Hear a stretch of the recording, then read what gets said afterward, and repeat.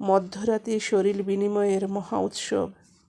সংসার মানে কি? বছরের পর বছর একই ছাদের নিচে থেকেও অনেক সময় একজন অন্যজনের ভালোবাসার মানুষ হয়ে উঠতে পারে না। পাশের বালিশে প্রতি রাতে ঘুমিয়েও অনেক সময় অতটা কাছে আসা যায় না। রোজ রাতে নিয়ম করে স্ত্রীর বুকে পিঠে নিঃশ্বাসের আর্দ্রতা ঢেলে দেওয়া স্বামীও মাঝে মাঝে টের পায় না নিজের ভেতরের দূরত্বটা। 30 বছর ঘর করার পরও একে অন্যের প্রেমিক প্রেমিকা হয়ে উঠতে পারে না। অথচ অনেকের জীবনেই শেষ দিন পর্যন্ত একটা ভালোবাসাহীন মানুষের সেবা যত্ন করতে করতে সময় কাটিয়ে দেয়। পৃথিবীতে সবচেয়ে বিস্ময়কর ব্যাপার হলো অভ্যাস।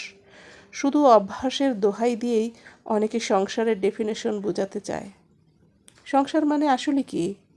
সংসার মানে কি রোজ দুবেলা ভাত রান্না করে স্বামীর প্লেটে মাছের বড় পিসটা তুলে দেওয়া? সংসার মানে কি বাচ্চা উৎপাদনের প্রসিডিউর? না, সংসার মানে আসলে এটা নির্ভরশীলতা না, একজনের খারাপ লাগাতে অন্যজনের কষ্ট হওয়া। সংসার আসলে জীবনের প্রতিকূলতাগুলোকে শেয়ার করা। সংসার মানে জীবনটাকে উপভোগ করা।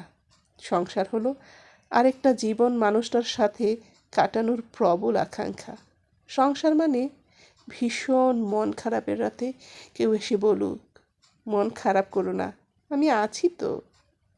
সংসার মানে সমস্ত অপ্রাপ্তির পরও মনে হোক আমার একটা ব্যক্তিগত মানুষ আছে, আমার আলাদা একটা অস্তিত্ব আছে। সংসার মানে অভ্যাস। ভাবতে ভাবতে অনেকেই অনেক সময় ভুলে যায় বিপরীত মানুষটার গুরুত্ব। প্রেমিকার জ্বর হলে হৃদয় জ্বলে যায়, সারাদিন খোঁজ নিতে ইচ্ছে হয়, প্রচণ্ড টেনশন হয়। অথচ স্ত্রীর জ্বর হলে মনে হয় জ্বর খুব স্বাভাবিক একটা বিষয়, এটাকে অতটা গুরুত্ব দেওয়ার কিছুই নেই। আমি বলছি না জ্বরকে খুব গুরুত্ব দেওয়া হোক, আমি বোঝাতে চেয়েছি প্রচণ্ড জ্বরের ঘোরে মানুষটার হাতের আঙ্গুল ধরে তাকে তার গুরুত্বটা বোঝানো হোক। হুট করে একদিন স্ত্রীর হাত ধরে তাকে জিজ্ঞেস করা হোক, তুমি ভালো আছো তো? অভ্যাস ব্যাপারটা মস্তিষ্কে প্রবেশ করানোর পর আমরা আসলে ভুলে যাই অভ্যাস আর ভালোবাসা এক জিনিস না। নিকোটিন গ্রহণের অভ্যাসের মতো পৃথিবীর সমস্ত অভ্যাস ক্ষতিকর হতে পারে। আমরা যারা সংসারকে শুধুমাত্র অভ্যাস বলে চালিয়ে দিই, তারা আসলে নিজেদের চিন্তার গভীরে একটা অসুস্থ চেতনা ধারণ করে আছি। ভালোবাসায় অভ্যাস আসবে ঠিকই, তবে অভ্যাস থাকলেই যে ভালোবাসা আসে না, এটাও আমাদের মাথায় প্রোগ্রামিং করে রাখা উচিত।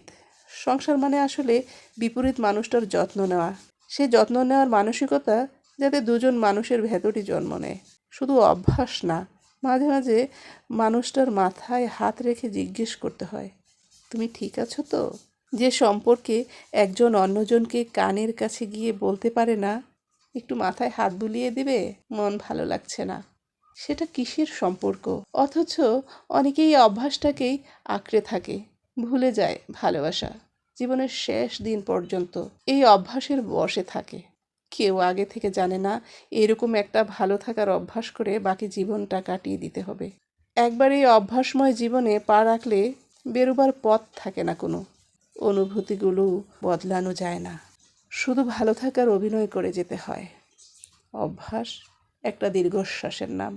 মৃত্যুর আগে শেষ নিঃশ্বাস না করে আমরা ত্যাগ করি শেষ দীর্ঘশ্বাস।